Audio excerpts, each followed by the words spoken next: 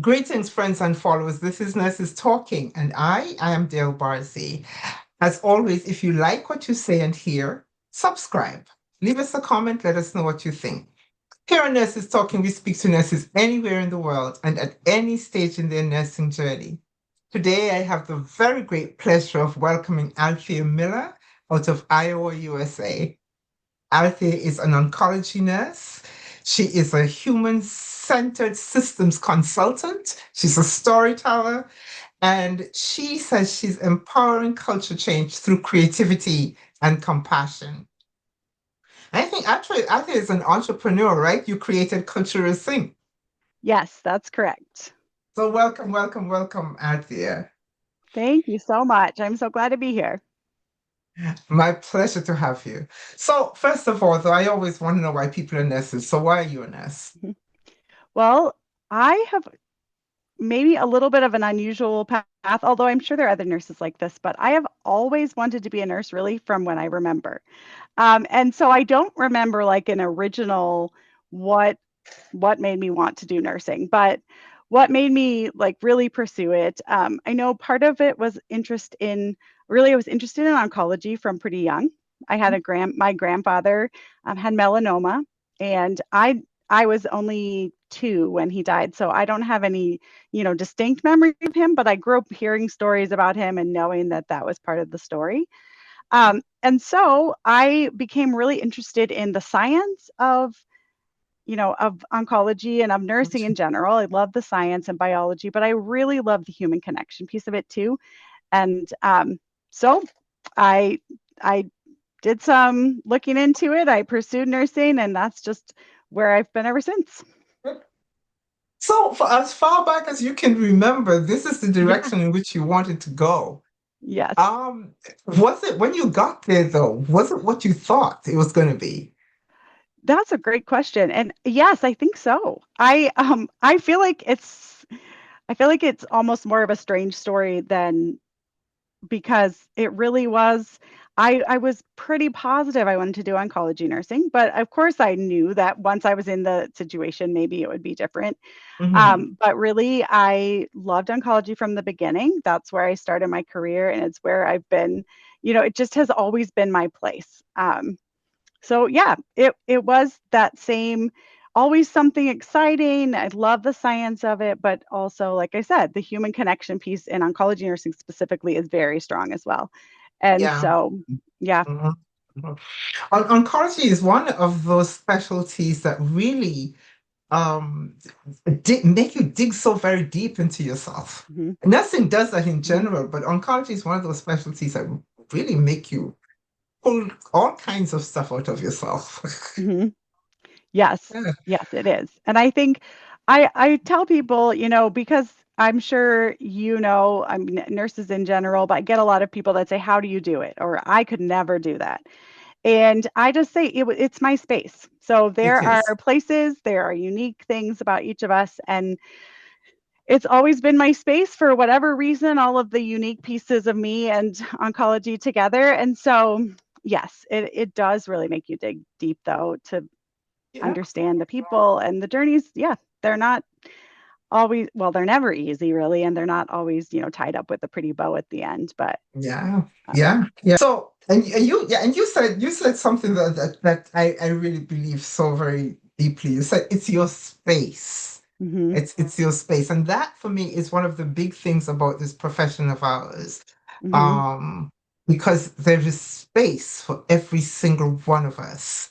yeah, Each of us we have our space. There's so much to do that there is space for mhm, everybody, and you can mhm, be as comfortable in that space. yes. So you said you're passionate about creating human-centered systems. Mhm. You said. So what is your big vision for this? So my big vision really would be that all of healthcare feels accessible and safe and supportive to the staff and the patients in it. So, one of the biggest things that I think is the foundation of that is the idea of unconditional positive regard. So, it's an idea that was started in psychology spaces, but basically that you come to every interaction with a person believing good about the person. And that doesn't mean that you approve of things that are happening. That doesn't mean there's no boundaries of things that are, aren't healthy, but it lays a foundation then to be able to adjust our care, adjust our systems for the people that are in them versus like bringing in a system and saying, here's what we're doing and making the people fit into it. Instead, we take the people and we say, okay, we need to meet this outcome. We have these people. What are the strengths? How can we fit them together to make a system that people feel, encouraged and supported in?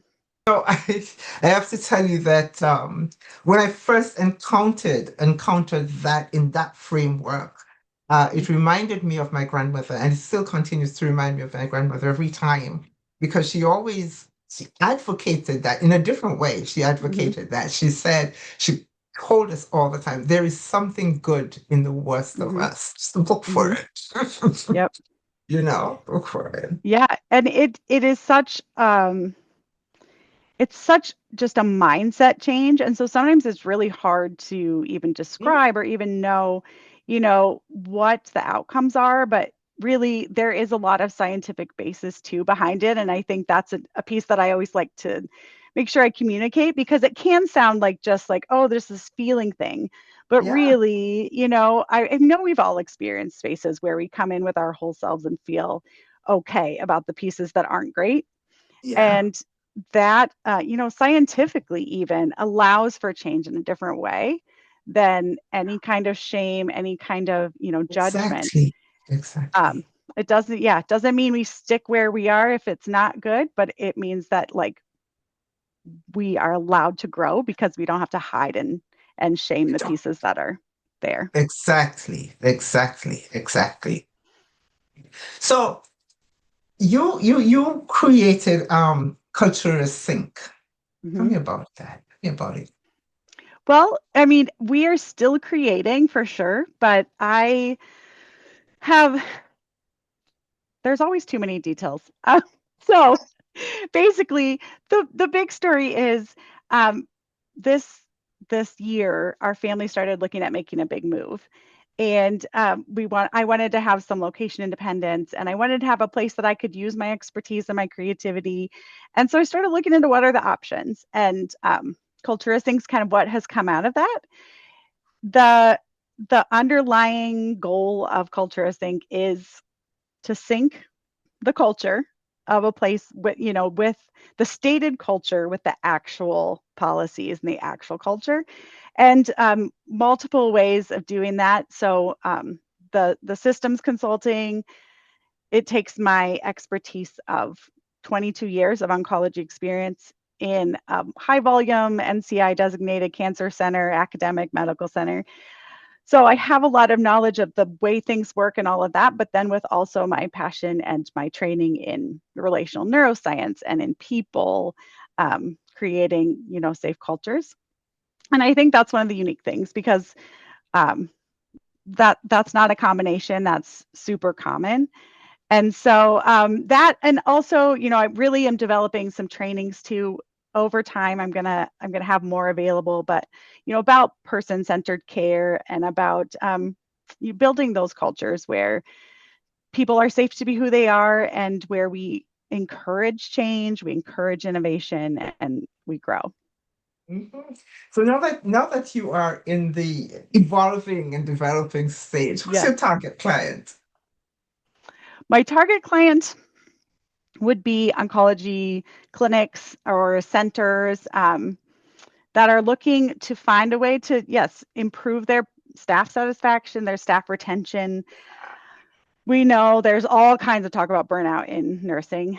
Oncology is not, outside of that for sure. It's a high stress place. And there's always so much change as well. But also that want to, ensure that the patients are at the center of that as well. And Hmm. so, yes, either, I custom plan packages with people. So it can be as small as just doing what's the word I want? Doing an assessment of, Mm, trauma-informed care or equity-based practices.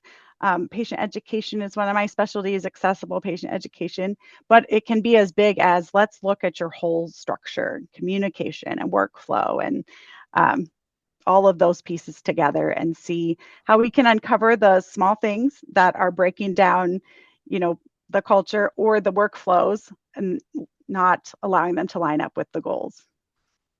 awesome, awesome, awesome, awesome. Yeah, See, you have been a nurse for a little while now, and um, admittedly, your niche, you're so fortunate you knew your niche I early. know. What do you think you'd like to see change, if anything, about nursing Mhm. in general? Well, overall, I think what I'd like to see change the most is to have nurses included in all of the decision making that comes in healthcare.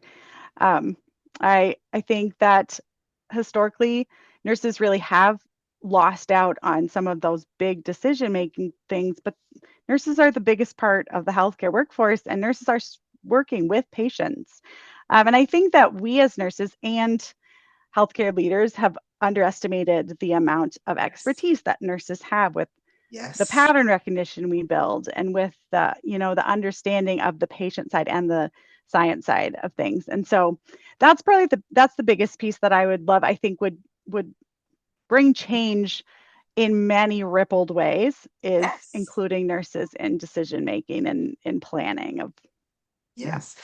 What is missed, I think, when nurses are not included in that space, is that patient does not really get the full benefit of Hmm. the whole healthcare system.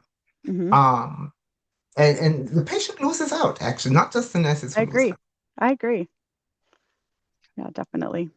Yeah. So, what kind of advice do you think you'd want to give someone who wants to be a nurse?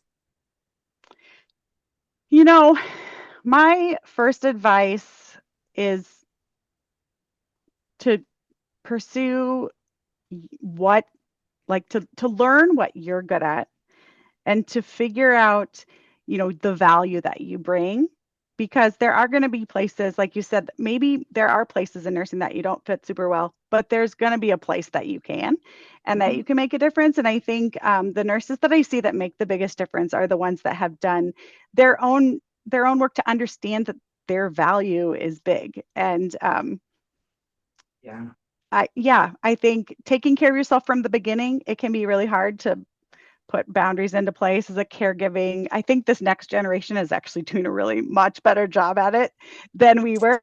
And sometimes that's frustrating to bosses, and I can see why, because it's not always easy. But It's yeah, take care of yourself from the beginning. Know that your value, you bring value, and you do deserve to be seen. But also, I mean, I know there's a lot of talk about how hard nursing is, and it is a hard place. It's definitely not an easy job, and it's not, but it is a really worthwhile job if it's your passion. And so um, I would Yeah. definitely not discourage someone from doing it, but I would encourage, yeah, get some good mentors and put some of those structures into place from the beginning. Yeah, yeah, yeah. And that's probably what has been missing um and has led to a lot of this burnout, is because at the Yeah. beginning there was not this, I don't even want to say emphasis, but there was not this inclusion Hmm. of self-care and recognition that if I have to take care of someone, it is Hmm. essential that I take care of Hmm. me, because I cannot I can go through the tasks and all of Right. that. Right. The tasks can be done, but is that really caring, taking care Hmm. of? Hmm. And is Yeah. that person actually getting the full benefit of Hmm. that care? And maybe that's what has led to a lot of burnout. But now that we're talking about self-care, what do you do to Yeah. take care of you?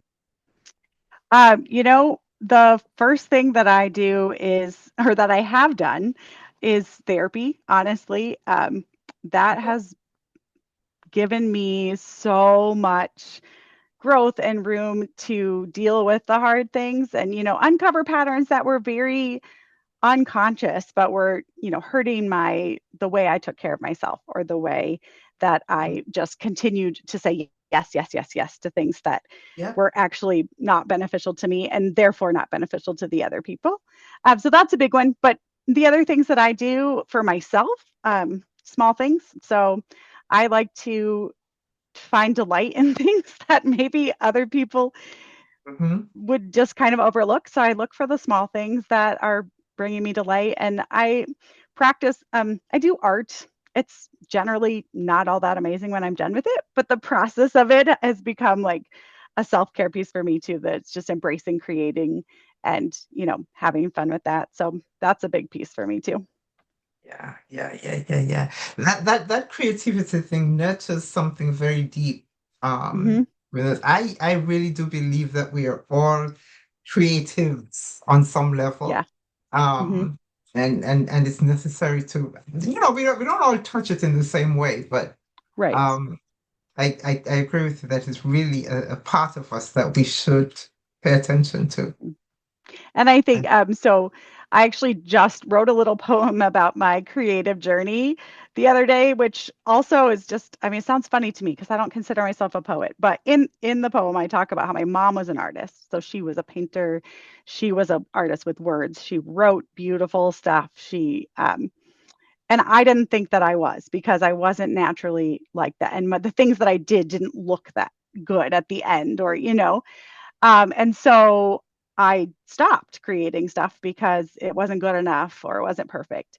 And then I discovered at some point, I would say, honestly, probably during COVID is when I started being like, well, you know what? I like the idea of creating. I'm just going to try. Like, we're stuck here, try some things. And I became able to embrace the creative process versus the outcome of what I was doing. And some of the things look pretty, but a lot of them don't, and that's okay, because the point is the process of it. Yeah. The process of it, the process of it. I can so identify what you're saying. I think many, Really, I many can. people can. Really, I can. One little piece too, just that I've been thinking about a lot, because I've been doing some features on nurse innovation, and it is so awesome the things that nurses automatically come up with, the workarounds that are really innovation, or big projects that they see a need and fill in. But a big underpinning of that is that letting go of needing to have that perfection, the embracing some imperfection, because before I did that, I really wasn't able to pursue innovation because I was so scared that it would turn out badly. Oh, yeah. And so that's another piece. I guess that's kind of another piece of advice to new nurses, or to anyone, is to remember that you aren't going to be perfect. So find a place that supports your mistakes and helps you grow from them. But yes, don't be scared to ask those questions. Know that there's going to be times where you need support, you need help, and you need to fix something. But that's Yeah. how we grow. That's how we grow. And we are, again, fortunate enough to be in a profession that is not stagnant. There's Yes, nothing stagnant about it. It is not a bit. constantly evolving. And Hmm. so the fact that you need to reach out to learn something new is just part of your everyday Right? experience, really, It should is. be. That's a Yeah. really good point. I like that emphasis there. Yeah, it is. So, Althea, thank you so, so very much for this conversation. Are there any last words you'd like to leave us with? I think the last words would just go back to my idea of every person has so much good in them. So if you're watching this as a nurse or someone else and you're not sure where your good is, um, believe me, it's there. And also, I love connecting with people. I love connection. So if anyone out there wants to connect with me via LinkedIn, or I think you'll hopefully have my information there. Please reach out if you have innovation you want me to highlight, or if you just want somebody to say like, "Hey, I know you're good at this," or talk you through some of the hard stuff. I'm always there for that. Well, you just answered a question I was going to ask after the recording was finished. So good. All right, But for everyone to know, there will be information about Althea in the description box if you need to get her. sounds So great. thank you so much, Althea. This has Thank you. been great. I I'm hope so we can do glad I this got to again. talk to you. Yes.